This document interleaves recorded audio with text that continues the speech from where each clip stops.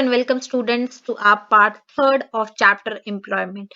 आज हम इस चैप्टर के पार्ट थर्ड यानी लेक्चर नंबर थर्ड पर आ चुके हैं और हमने 2 लेक्चर्स पहले ही कवर कर लिए हैं। अगर आपने मेरे वो 2 लेक्चर्स नहीं देखे हैं तो please go and check out my videos and subscribe my channel. मैं ऐसी ही वीडियोस आपके लिए लेकर आती रहती हूँ।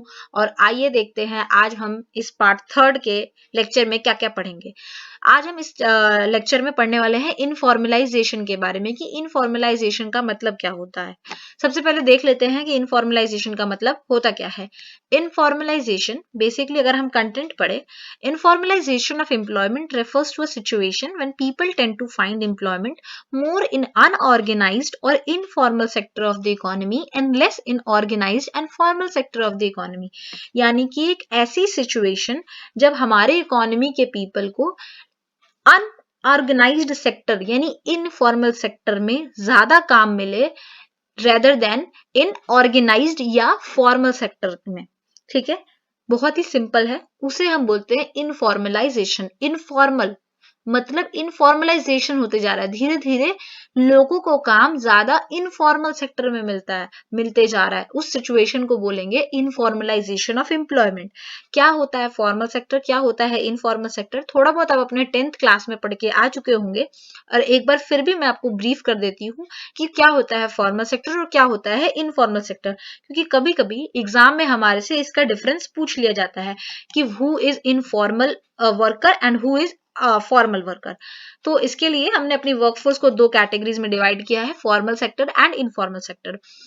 जितने भी पब्लिक सेक्टर यानी कि सरकारी और प्राइवेट सेक्टर एस्टेब्लिशमेंट जहां पर 10 से ज्यादा लोग काम करते हैं उन्हें बोलते हैं फॉर्मल सेक्टर एस्टेब्लिशमेंट, और जो उन वर्कर्स को बोलते हैं फॉर्मल सेक्टर वर्कर्स। ठीक है, और उसके अलावा जो इनमें नहीं करते हैं, जहां 10 से कम लोग काम एम्प्लॉयड होते हैं, उसे बोलते हैं इनफॉर्मल सेक्टर। अगर हमें बेसिकली डिफरेंस जानना हो दोनों का, सबसे पहले देखो इनफॉर्मल का एग्जांपल क्या है। Millions of farmers, agricultural labourers, owners of small enterprises and those who are working as self employed but do not hired any worker. ठीक है, who do not have hired any workers and casual wage labourers, जो एक से ज्यादा employer होते हैं जिनके, यानी एम्प्लॉयर मतलब मालिक होते हैं जिनके, जैसे कंस्ट्रक्शन वर्कर्स, आज कंस्ट्रक्शन यहाँ करी कल वहां करी।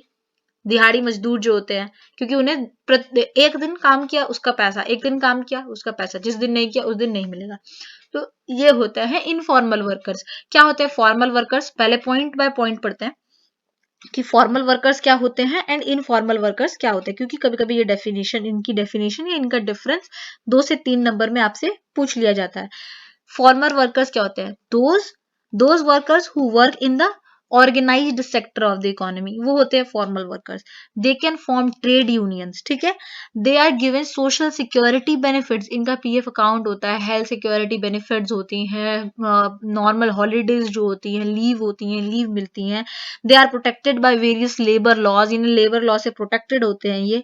ठीक है, और यहाँ पर जैसे मैं बताया 10 से ज्यादा लोग वर्कर्स काम कर रहे होते हैं, उसे बोलते हैं फॉर्मल सेक्टर। इनफॉर्मल सेक्टर इसी का अपोजिट होता है।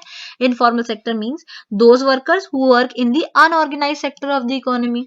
ठीक है, they are not given any social security benefits, they can not form any trade union, okay, and they are not protected, they remain unprotected, basically they remain unprotected by the labor laws. Okay, and in informal sector there are less than 10 workers who are working. Okay, I hope आपको ये difference clear हो चुका होगा कि formal sector workers, formal workers कौन से होते हैं और इनफॉर्मल वर्कर्स कौन होते हैं। आओ अब हम देखेंगे एक ही इंपॉर्टेंट इस चैप्टर का पॉइंट है जो कि है अनएम्प्लॉयमेंट। क्या होता है अनएम्प्लॉयमेंट, अगर तो आपको एम्प्लॉयमेंट का डेफिनेशन पता है, अनएम्प्लॉयमेंट जस्ट उसके अपोजिट। It is a situation where a person is ready to do work, willing to do work, able to do work at the existing wage rate but doesn't get work। एक ऐसी situation जहां पर लोग काम तो करना चाहते हैं, काम करने के लायक भी हैं, और जो एग्जिस्टिंग वेज रेट है उस पर, बट उन्हें काम नहीं मिल रहा है, उसे बोलते हैं unemployment.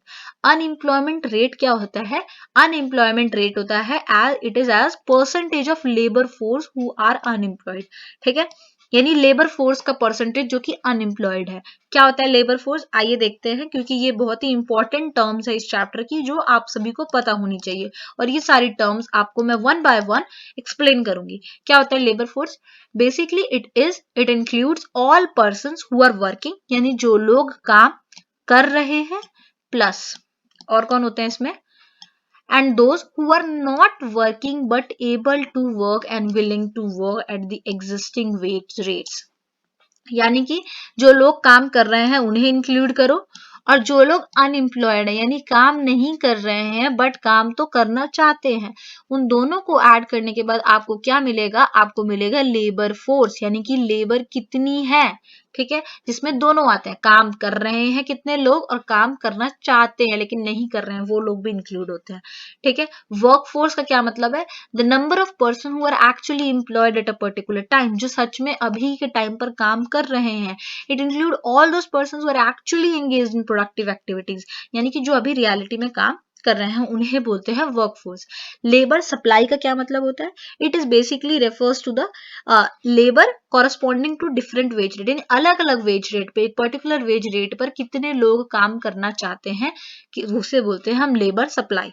Workforce participation rate, basically it is the ratio यानी कि division between the workforce, workforce कितनी यानी कितने लोग काम कर रहे हैं out of the total population, इससे हमें पता चल जाएगा कि वर्कफोर्स पार्टिसिपेशन रेट कितना होता है, ठीक है।